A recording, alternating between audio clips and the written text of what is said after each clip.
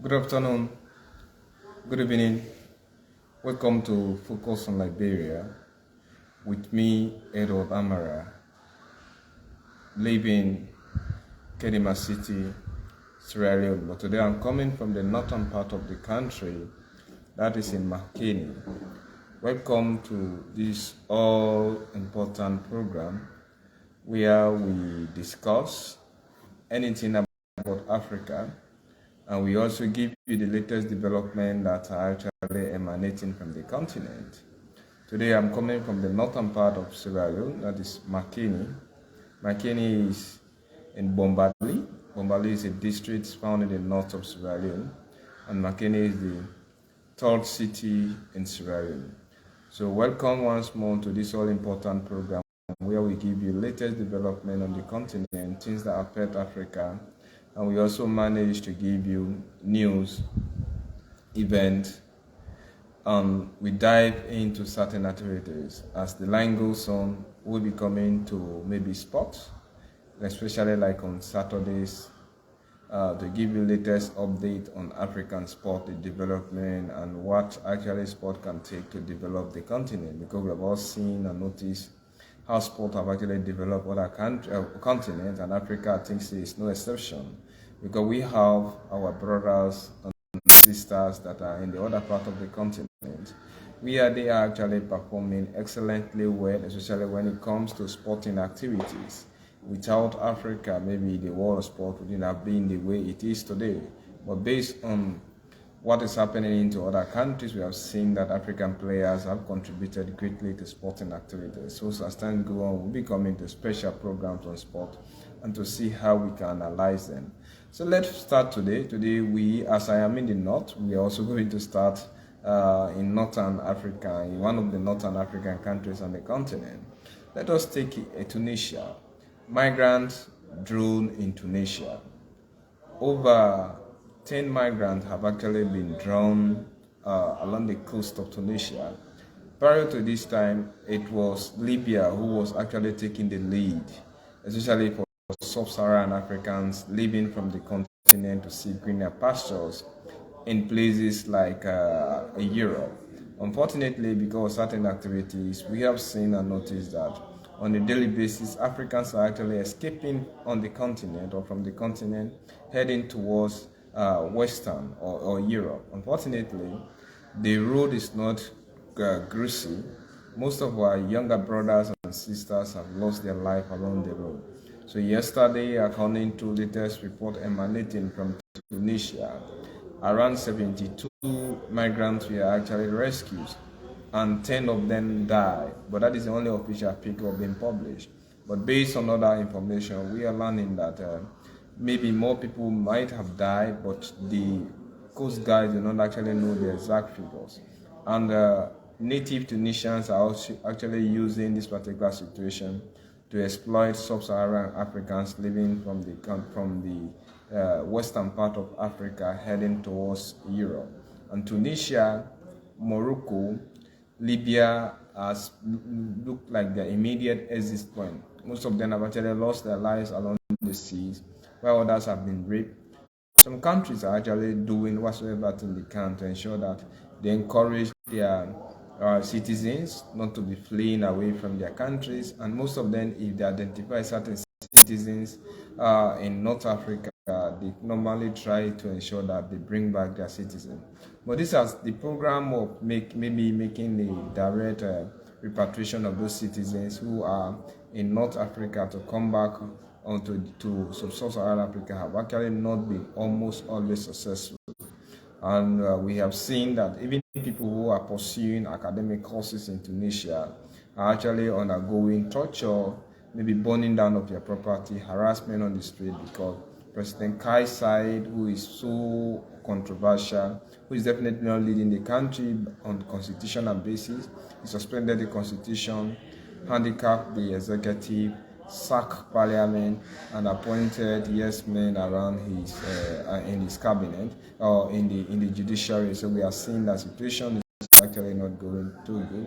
So maybe the International Rescue Committee, that is IRC, and other people are carefully investigating the death of those who actually lost their life, to see the various countries where they are coming from and how they can get in contact with those people who lost their life. But if you watch out what is happening today in Libya, Libya is having a kind of volatile government where the central government is being backed by the international community, that is UN, and other subsections government are found within the country, and the central government cannot claim or be boastful of having absolute control over the governance system into the country. Then we have, since the fall of Muammar Gaddafi, we have a lot of other smaller factions moving into the country. Because Tunisia is the most stable democracy into the north. After the all Arab uprising, Tunisia, when those changes took place, actually Tunisia is the most stable democracy found on the continent, because it has never undergone revolution. It has been going through one democratic election to another. But unfortunately, when Kais Saied came in 2019, people thought that since this man is a lawyer by profession and he understands the dynamics of things, he would have actually upheld the tenant of democracy, maybe allow people to go.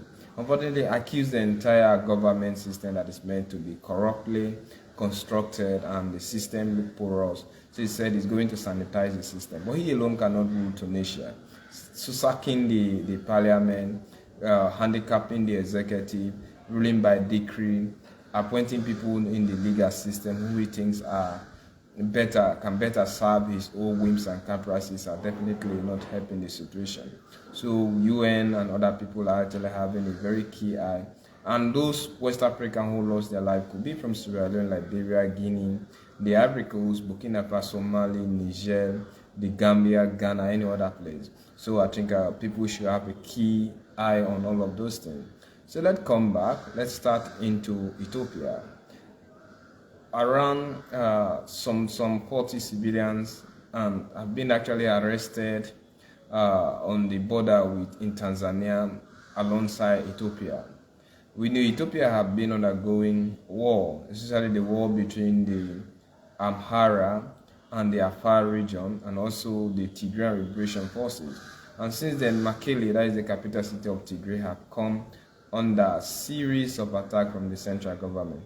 Luckily enough, the government of President Abiy Ahmed have actually organized a temporary peace with the Tigrayan Liberation Forces, and some of the clauses involved into the peace deal was to give all the leaders of the TPLF, that is the Tigray Liberation Force, international amnesty, pardon them, and they have also decided to integrate the regional forces into the Ethiopian National Army. So the Amhara region is actually claiming that no, the Tigrayan Liberation Forces have not entirely disarmed, and they may not end up to be all reintegrated into the army. Any attempt for them for the entire Amhara region to be disarmed, it will be making their own region vulnerable to attack from the TPFL. And since they have been having regional forces on their own, they may not think that that one will be a kind of prudent decision, because at the end of the day, anytime they could be attacked. So this situation has prompted many Ethiopians to actually be fleeing from their country, especially heading down towards South Africa.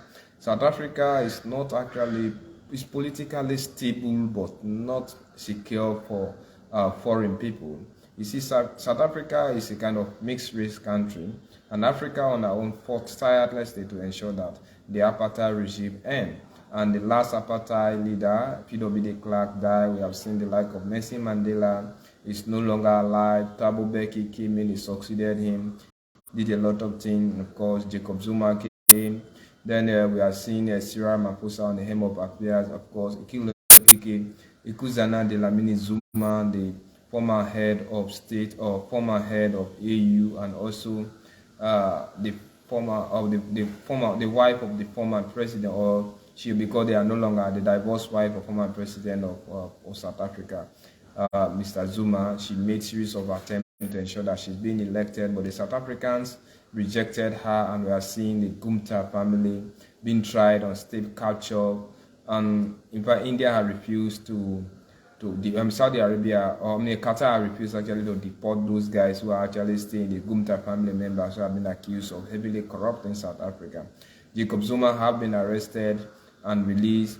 Then we are seeing a kind of controversial and unpredictable leader like leading the EFCC party over there, the Economic Freedom Party, led by Julius Malema. People are actually being afraid.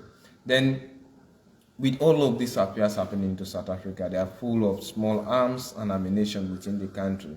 And on numerous occasions, people of Southern African origin and people of West Africa or Sub-Saharan origin, and even North Africans, have been attacking in South Africa, their properties being burned, and each time there is a kind of demonstration against the state because of its failure to maintain its social contract. Most of the anger is actually being directed against the foreigners or people who are not actually South Africans, and it's very easy for them to identify a Sierra Leonean, Liberian, a Ghanaian into South Africa because they do not allow them to amalgamate or to sleep into the same community. They live into section, and before this time, South Africa have been used with that mentality. Living in Bantu is a subsection place, and because of the kind of xenophobic and apartheid regime that took place into South Africa, there is still that minority sentiment. And although arguably somebody may think and feel that South Africa is no longer being ruled by the minority, but when you watch at the organogram of their system and those who are opportune, most of them have actually been beneficiaries of the past regime. So there is just sentiment. But with all of those things, South Africa is provide better employment, better living conditions. And looking at Ethiopia, a very vast country, the founding foundation country of AU. By then, OAU, that is the Organization of African Unity, that has been changed to AU. So all of these things are there, but yet the country is definitely not secure. But it is better for you to die maybe in heaven than to die in hell. These are some of the things people are just observing things. Then let me go and die in heaven instead of live here and also die in hell. So people are actually forcing themselves to ensure that they cross into South Africa. And Kenya, Tanzania is actually the easiest route for them to find themselves into those countries.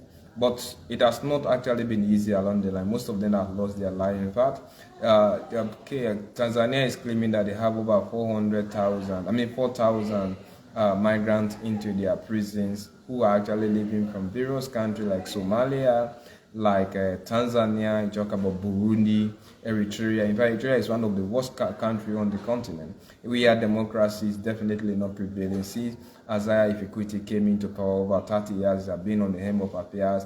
He had series of clashes with Ethiopia, but with the coming regime of Abiy Ahmed, the country have actually developed a very good relationship. They have open communication network within them, and the system has been stabilized. But when Abiy Ahmed was fighting against the TPLF, that is the Tigrayan Liberation Forces, the Eritrean government actually was another one helping them to ensure that they put down the uprising.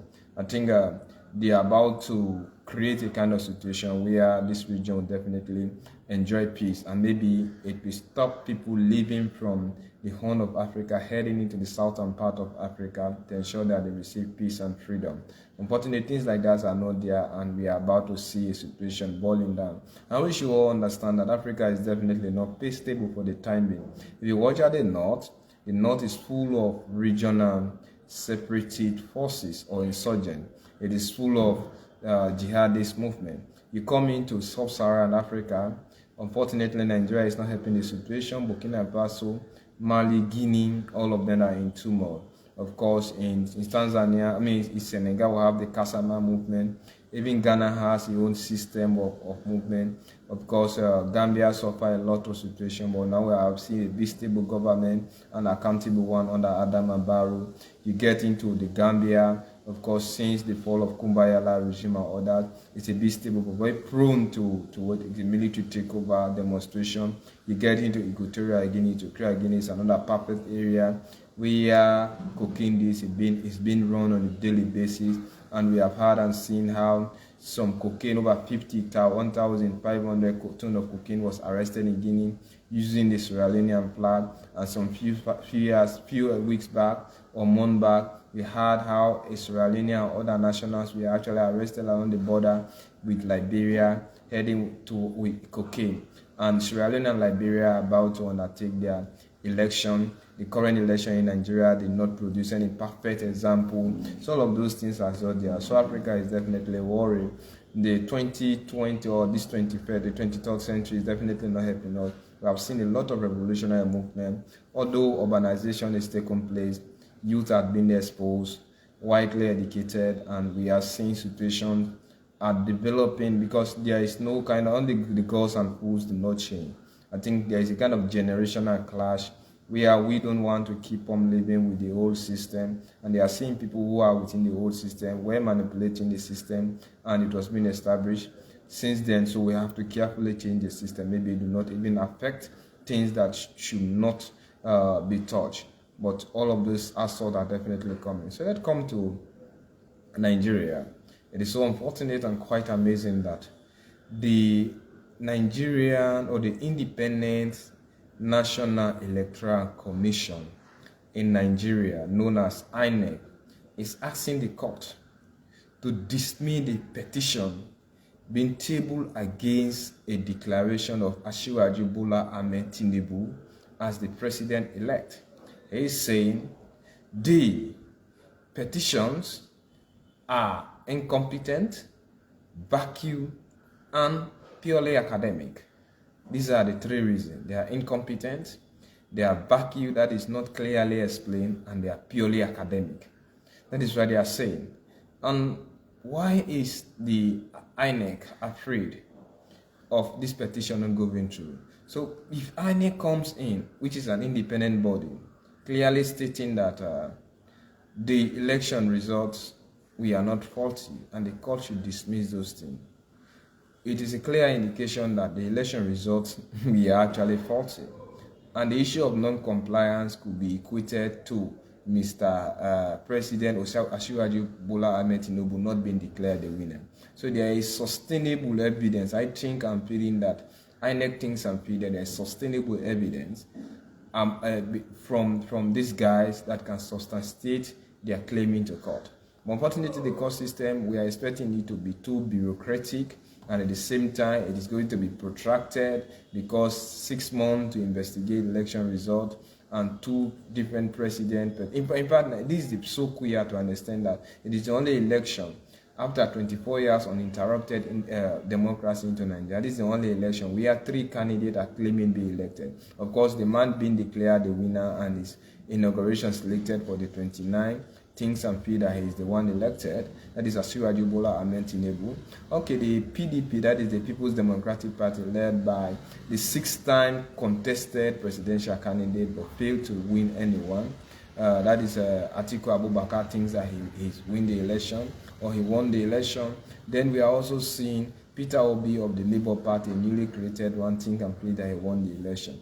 But if you watch out the situation, had Peter Obi and Atiku Abubakar coalited their parties together, they would have easily won this election because Asiwaju Bola Ahmed Tinubu only won 37% of the total election. Why? Atiku had 29 and the other man has 24. So if you combine this thing together, we would have an excellent amount of number, and we have seen 2 and 0.1% for the other candidate. So it was a carefully planned ad for them to fall. They would have understood that contesting an election against an incumbent need a formidable coalition. Had the APC not formed a coalition, they wouldn't have won the election, taken away the PDP from President Goodluck Jonathan. Why can't you form a coalition? So even in Liberia and Sierra Leone, without forming coalition, we may end up to argue these things, but it will be very difficult for you to just totally unseat a government, or to have a competent coalition with leaders who are patriotic. And we have to come with people who have studied the system, because both Liberia, Sierra Leone, Guinea, and even Nigeria have fundamental problems. Our system is being carefully corrupted, and it is systematically problematic.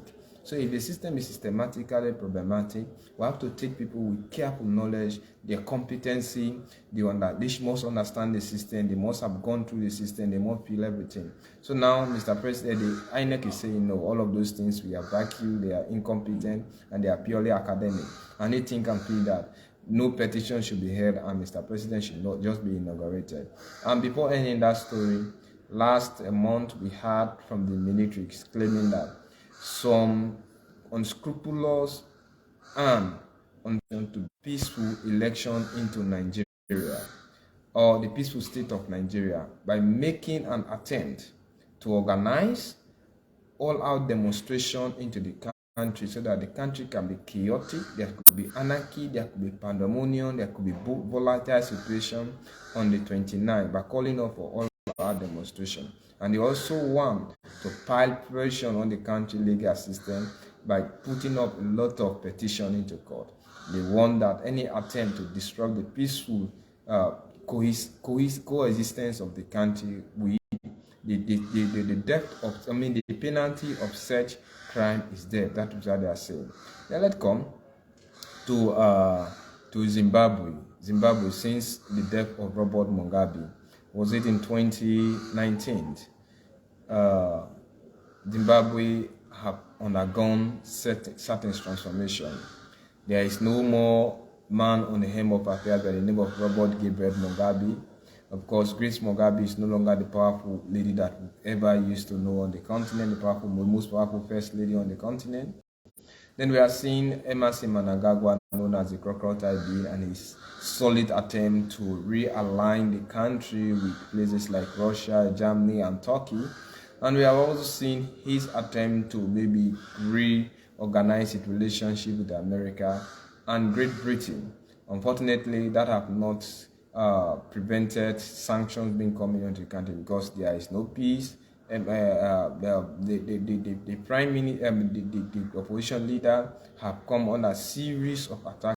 Chamins have come on a series of attacks, and there are others who have actually been detained, tortured. People who are politicians or comedians who think that they can satirize the country, funny economic situation into a kind of satire where people will understand the roughness of their system and to come and critique that have been detained, tortured. We have seen politicians being in prison, journalists being tortured and killed because of their freedom of expression. And above all, we are seeing inflation on a very high peak. But with Zimbabwe making solid attempt to host the Russian the Russian diplomat, and also it had last week a meeting with a kind of the foreign minister of Belarus, and having a very good connection with places like Turkey. America is also coming in. Then finally, maybe Zimbabwe have received the attention of Great Britain. They have sent in a kind of invitation letter for him to attend Prince Charles' coronation on the 6th of May. Prince Charles, who is now the king after the fall of Queen Elizabeth, Prince Charles III become the king of the coronated king on the 6th of May. And the government of Great Britain have actually invited Emerson Mnangagwa, popularly known as the Crocodile, for him to attend the meeting. And in that meeting, security, democracy, trade, and other things will be discussed. Maybe the president of Zimbabwe is hoping that he can see a very good relationship with the government of Great Britain to ensure that how Zimbabwe can be saved. Zimbabwe is very close to South Africa and it's in the southern part of Africa. Inflation is very high and it's one of the highly literate countries maybe on the continent of Africa. Unfortunately, there is no democracy. Peace is there, but I think why Zimbabweans have never fought any war over there, it is because their literacy level is so high to understand that they know the difference between war and peace, maybe demonstration, strike, and all of those things. So they have done. On numerous occasions, we have seen how the government has cracked down in several occasions of people who tend to challenge them. Nevertheless, past presidents like the current president, massacre of people, he massacred some people in Matabeleland in 1989, even claiming over 2,000 people died. And we are not expecting for any people around Robert Gabriel Mugabe family to be tried for crimes against humanity into the country, corruption, because the current ruling elite, the Zanu-PF party, are all part and parcel of that same corrupt practice, and you know that they benefited great from the late man regime. Finally, let's end in Sudan. Sudan have actually called for the UN diplomat to actually leave the country. But the Sudan, some Sudanese are calling on the UN diplomat to be killed because they are claiming that he interfered or he is interfering in the country local politics. They are claiming that the UN should be a neutral body, and if it is to represent itself into the Sudan, then all its rule should be neutral.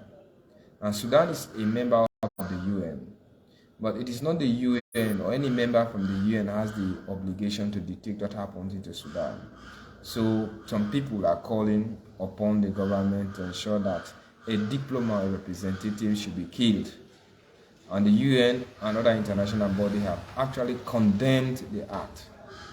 They are claiming that Mr. President and others should actually try to ensure that such comment is not being repeated, and the guy or the persons or group of persons, known and unknown, who publish this comment and also post it on social media should be investigated, and if found guilty, let them be punished.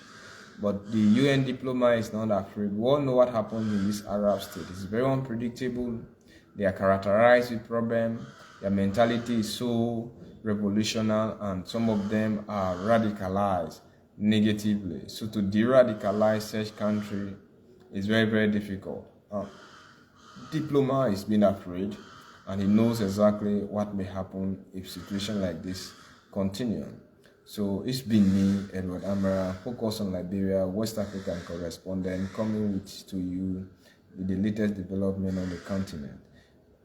Before I can close my news broadcast, one of the run-up of the news headline.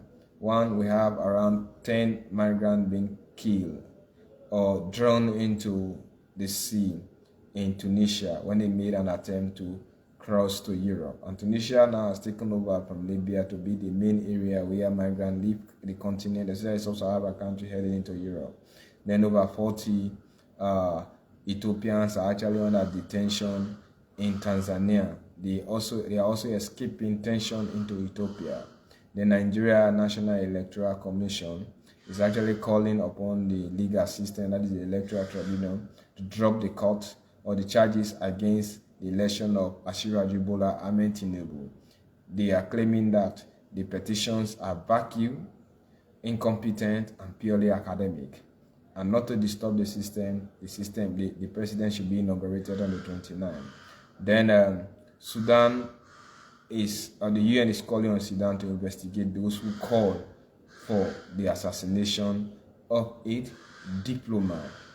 Thank you. It's been me, Edward Amara, focus on Liberia, West African correspondent, coming with live program from the city of Makini, the northern part of Sierra Leone, Bombali district. Thank you. Join me tomorrow for other updates on the program. Thanks for listening.